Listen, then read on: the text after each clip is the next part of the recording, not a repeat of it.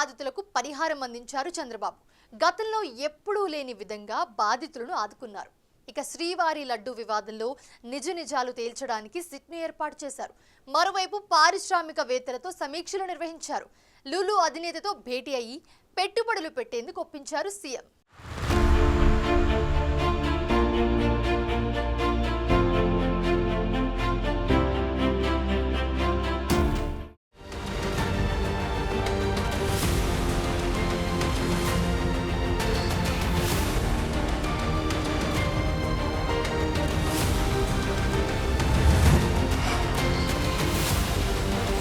వరదల వల్ల నష్టపోయిన కుటుంబాలకు సీఎం చంద్రబాబు బుధవారం నష్టపరిహారం అందించారు. రాష్ట్రంలో మొత్తం 602 కోట్ల రూపాయల పరిహారం విడుదల చేసినట్లు సీఎం ప్రకటించారు. పరిహారం చెల్లించే నాటికి 400 కోట్ల రూపాయలు విరాళాలు వచ్చాయని చంద్రబాబు చెప్పారు.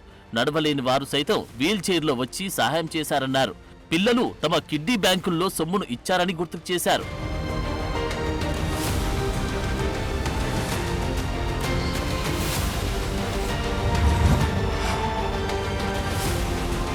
వరదల వల్ల రాష్ట్రంలో 6,800 కోట్ల రూపాయలు ప్రభుత్వం, ప్రైవేటు ఆస్తుల నష్టం జరిగిందని చంద్రబాబు లెక్కలు చెప్పారు. 16 జిల్లాలు ప్రభావితమయ్యాయని తెలిపారు.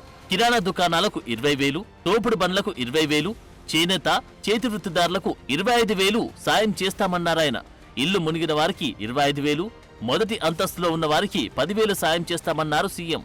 ఎస్డీఆర్ఎఫ్ నిబంధనల ప్రకారం ఉన్న పరిహారం కంటే రెట్టింపు ఇచ్చామని ఆయన లెక్క. నెలాఖరులోగా అందరికీ పరిహారం అందుతుందని హామీ ఇచ్చారు. పరిహారం ఇవ్వడానికి ముందు చంద్రబాబు రాష్ట్ర, జిల్లా ఉన్నతాధికారులతో శాఖల వారీగా సమీక్షించారు.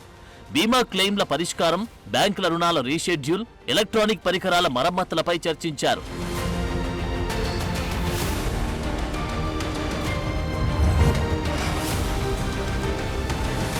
కొత్తగా ఎంపికైన కార్పొరేషన్ల చైర్మన్లతో చంద్రబాబు బుధవారం సమావేశమయ్యారు. నామినేటెడ్ పదవులు దక్కని వారు తొందరపడొద్దని చెప్పారాయన. పార్టీలో క్రమశిక్షణకు ప్రాధాన్యమిస్తామని స్పష్టం చేశారు. గత ఎన్నికల్లో ఎమ్మెల్యే, ఎంపీ టికెట్లు లభించని వారికి తొలి జాబితాలో చోటు కల్పించామన్నారు. మిగిలిన వారు కష్టపడలేదని కాదన్నారు. ఇంకా నామినేటెడ్ పోస్టులున్నాయని అందరికీ న్యాయం చేస్తామని హామీ ఇచ్చారు. పదవులు పొందిన వారికి శుభాకాంక్షలు తెలిపారు. వారికి పలు సూచనలు, సలహాలు ఇచ్చారు. పదవి అనేది ఓ బాధ్యతని, అహంకారం ఎక్కడా చూపించొద్దని చెప్పారు. ఎవరికిచ్చిన కార్పొరేషన్లను వారు అధ్యయనం చేసి మంచి కార్యక్రమాలు చేపట్టాలని సూచించారు. బాగా పనిచేసి ప్రభుత్వానికి మంచి పేరు తీసుకురావాలని సూచించారు.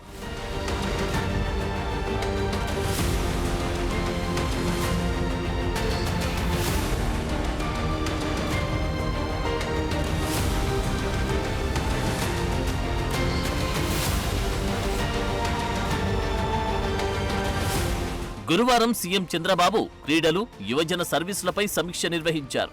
అంతర్జాతీయ ప్రమాణాలతో అమరావతిలో స్పోర్ట్స్ సిటీ ఏర్పాటుకు ప్రణాళికలు సిద్ధం చేయాలని ఆయన అధికారులను ఆదేశించారు.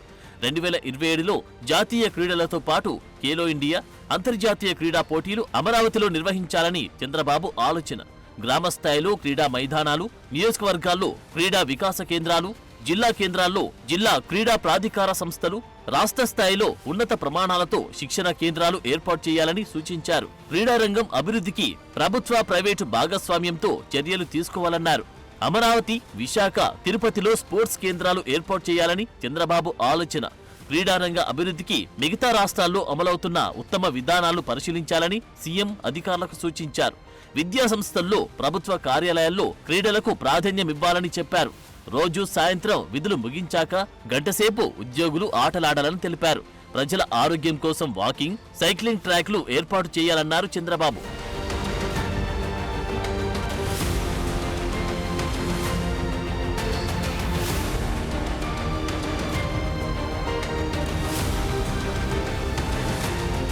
పరిశ్రమల శాఖ ఉన్నతాధికారులతో కూడా సీఎం గురువారం సమీక్షించారు. కొత్త పాలసీ ఎలా ఉండాలి, ఇతర రాష్ట్రాలతో పోటీపడి పెట్టుబడులను ఆకర్షించాలంటే ఏం చెయ్యాలనే అంశాలపై చర్చ జరిగింది. తమిళనాడు, కర్ణాటక, ఒడిశా, మహారాష్ట్ర, తెలంగాణ రాష్ట్రాల్లో అమలవుతున్న పాలసీలపై చర్చించారు. ముసాయిదా పారిశ్రామిక విధానంలో కొన్ని మార్పులు సూచించారు. త్వరలో మరోసారి సమీక్షించి కొత్త పారిశ్రామిక విధానానికి తుది రూపాన్ని తీసుకురావాలని సర్కార్ ఆలోచన. కొత్త పారిశ్రామిక విధానంలో ప్రైవేటు పారిశ్రామిక పార్కులను ప్రోత్సహించేలా కొత్త నిబంధనలు తీసుకురావాలని ప్రభుత్వం భావిస్తోంది. ప్రస్తుతం మెజార్టీ పారిశ్రామిక పార్కులను ఏపీ ఐఐసి అభివృద్ధి చేస్తోంది. ఇక మీదట శ్రీ సిటీ తరహాలో ప్రైవేటు పారిశ్రామిక పార్కులను అభివృద్ధి చేయాలని సర్కార్ ఆలోచన. రాష్ట్రానికి పెట్టుబడులతో వచ్చే వారికి క్యాపిటల్ సబ్సిడీ ఇవ్వాలనే ఆలోచన కూడా ఉంది.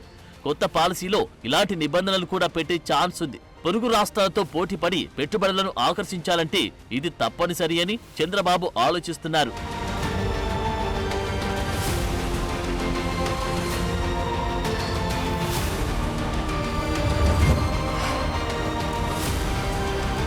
శ్రీవారిని దర్శించుకోకుండా తనను అడ్డుకునే ఏర్పాట్లు జరిగాయని, అందుకే తాను తిరుమల పర్యటన రద్దు చేసుకున్నానని వైసీపీ అధినేత జగన్ చెప్పడంపై సీఎం చంద్రబాబు ఆగ్రహం వ్యక్తం చేశారు. డిక్లరేషన్ ఇవ్వడం ఇష్టం లేకే జగన్ తిరుమల పర్యటన రద్దు చేసుకున్నారని సీఎం ఆరోపించారు. ఆయన్ని శ్రీవారి దర్శనం చేసుకోవద్దని ఎవరు చెప్పారని ప్రశ్నించారు. దళితులను అడ్డం పెట్టుకుని రాజకీయం చేయాలని చూస్తున్నారని ఆగ్రహం వ్యక్తం చేశారు. దళితుల్ని దేవాలయాల్లోకి వెళ్లకుండా ఎవరు అడ్డుకుంటున్నారని నిలదీశారు. వైసీపీ టైంలో నెయ్యి నాణ్యతను పరీక్షించేందుకు మైసూరులోని ల్యాబ్ కు శాంపిల్ పంపామని జగన్ చెప్పడాన్ని కూడా చంద్రబాబు ఖండించారు. టీటీడీ చరిత్రలో ఎప్పుడు బయటి ల్యాబ్లకు నెయ్యి శాంపిల్ పంపలేదన్నారు. తొలిసారి ఎన్డీడీబీ ల్యాబ్ కు పంపామని తెలిపారు. అదే మరిగా ఇప్పుడు మాట్లాడుతూ ఒక మాట మాట్లాడుతున్నాడు. నేను 4 గోడల మధ్య బైబిల్ ప్రాక్టీస్ చేస్తానని, బయటకు వెళ్తే హిందూ మతాన్ని గౌరవిస్తానని. గుడ్. గౌరవించడం అంటే ఏంటి? ఆ టెంపుల్కి పోయినప్పుడు ఆ టెంపుల్లో ఉండే సాంప్రదాయాల్ని పాటించడం, అక్కడుండే ఆచారాల్ని అమలు చేయడం, ఆ నియమాల్ని నిబంధనల్ని తప్పకుండా ఉల్లంఘించకుండా పాటించడం అంటే మీరు వేరే మతాల్ని గౌరవించినట్టు. అట్లా కాకుండా నేను ఎప్పుడు ఇంతవరకు ఎవరు అడగలేదు, ఇప్పుడు ఎవరు అడుగుతారు నన్ను, ఇది కరెక్ట్ కాదు. తన విషయంలో గతంలో డిక్లరేషన్ అంశం ఎప్పుడు తెరపైకి రాలేదన్న జగన్ కామెంట్స్ కూడా సీఎం గట్టిగానే కౌంటర్ ఇచ్చారు. సీఎంగా ఉన్నప్పుడు ఆయన ఎవరు అడ్డుకోలేదు కాబట్టి ఇన్ని అపచారాలు జరిగాయని అన్నారు. ఇప్పుడు కూడా ఇలాగే చేస్తామంటే ఊరుకునేది లేదని తేల్చి చెప్పారు. వైసీపీ టైంలో గుడులపై ఎన్ని దాడులు జరిగినా, అరాచకాలు జరిగినా చర్యలు లేవని అన్నారు. రామతీర్థంలో విగ్రహం విరగొట్టినా, అంతర్వేదిలో రథం తగలబెట్టినా, విజయవాడ దుర్గమ్మ వెండి సింహాల్ని అపహరించినా చర్యలు లేవని మండిపడ్డారు. ఇష్టం లేకపోతే తిరుమలకు వెళ్లాల్సిన అవసరం లేదని, కానీ వెళ్లాలనుకున్నప్పుడు నిబంధనలు పాటించాల్సిందేనని సీఎం క్లియర్ గా చెప్పారు.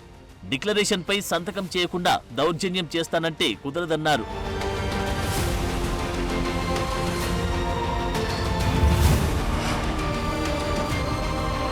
ప్రపంచ పర్యాటక దినోత్సవం సందర్భంగా శుక్రవారం చంద్రబాబు విజయవాడలోని తుమ్మలపల్లి కళాక్షేత్రంలో నిర్వహించిన కార్యక్రమంలో పాల్గొన్నారు. పర్యాటక రంగానికి పారిశ్రామిక హోదా కల్పిస్తున్నట్లు ప్రకటించారు. 15 రోజుల్లో పర్యాటక పాలసీ ప్రకటిస్తామని, పారిశ్రామిక రంగానికి ఇస్తున్న రాయితీలన్నీ అందిస్తామని చెప్పారాయన. 2024 నాటికి జీఎస్డీపీలో పర్యాటక రంగం వాటా 15 నుంచి 20% ఉండాలని, విదేశీయులు సందర్శించే రాష్ట్రాల్లో దేశంలో ఏపీ 3వ స్థానంలో నిలవాలని టార్గెట్ పెట్టుకున్నారు. Temple, eco, adventure, wellness, arts, crafts, rural వంటి పర్యాటక విభాగాలను అభివృద్ధి చేయాలని అధికారులకు సూచించారు. గత ప్రభుత్వంలో రాష్ట్రం నుంచి వెళ్లిపోయిన పెట్టుబడులను తిరిగి రాబట్టాలని చెప్పారు. తీర ప్రాంతాల్లో 283 బీచ్లను అభివృద్ధి చేస్తామని హామీ ఇచ్చారు చంద్రబాబు. విజయవాడ నుంచి శ్రీశైలం వరకు ప్రకాశం బ్యారేజ్ దగ్గర త్వరలో సీ ప్లేన్ సర్వీస్ ప్రారంభించాలని సీఎం ప్లాన్. ఏటా బీచ్ ఫెస్టివల్స్ నిర్వహిస్తామని కూడా చెప్పారు. గ్రామీణ పర్యాటకానికి పునరుజ్జీవం పోసేలా పాత సాంప్రదాయాలు, సంస్కృతిని ప్రోత్సహిస్తామని తెలిపారాయన.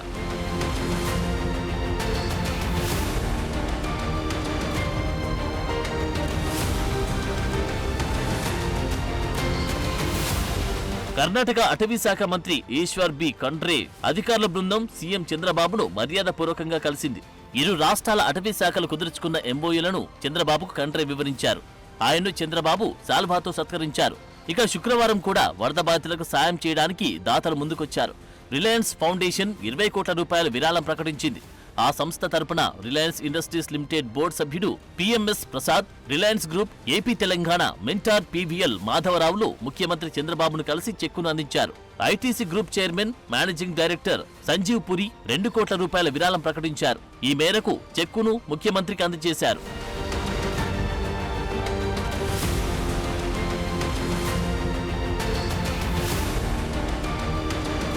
స్వర్ణాంధ్ర సాధనకు ప్రజల నుంచి సూచనలు ఆహ్వానిస్తున్నట్లు ఏపీ సీఎం చంద్రబాబు పిలుపునిచ్చారు. ప్రజలు తమ అభిప్రాయాలు, సూచనలు పంపాలని ట్విట్టర్లో కోరారు. దీనికోసం ఓ సైట్ కూడా ఇచ్చారు. ఇలా చేసిన తర్వాత ఈ సర్టిఫికెట్ ద్వారా అభినందనలు అందుకోవచ్చని చెప్పారాయన. స్వర్ణాంధ్రప్రదేశ్ 2047 వైపు ప్రయాణాన్ని ప్రారంభించామని, 2047 నాటికి మెరుగైన వృద్ధి రేటు సాధనే లక్ష్యమని ట్విట్టర్ ద్వారా తెలిపారు. ఏపీ భవిష్యత్తు రూపకల్పనకు పౌరుల సూచనలు ఆహ్వానిస్తున్నట్టు చెప్పారు.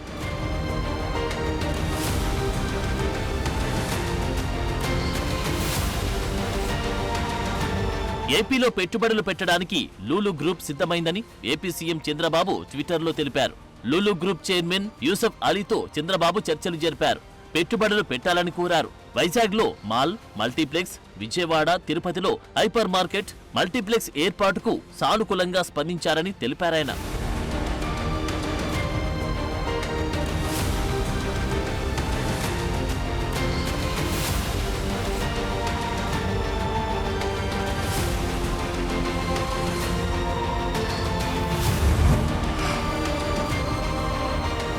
ప్రతి వారంలాగే ఈ వారం కూడా చంద్రబాబు ఎన్టీఆర్ భవన్ కు వెళ్లారు. పార్టీ శ్రేణులు ప్రజల నుంచి వినతులు స్వీకరించారు. ఆ తర్వాత పార్టీ నేతలతో భేటీ అయ్యారు. వైసీపీ చేస్తున్న అసత్య ప్రచారాన్ని తిప్పికొడుతూనే భవిష్యత్ పరిణామాలపైన జాగ్రత్తగా ఉండాలని వారికి సూచించారు.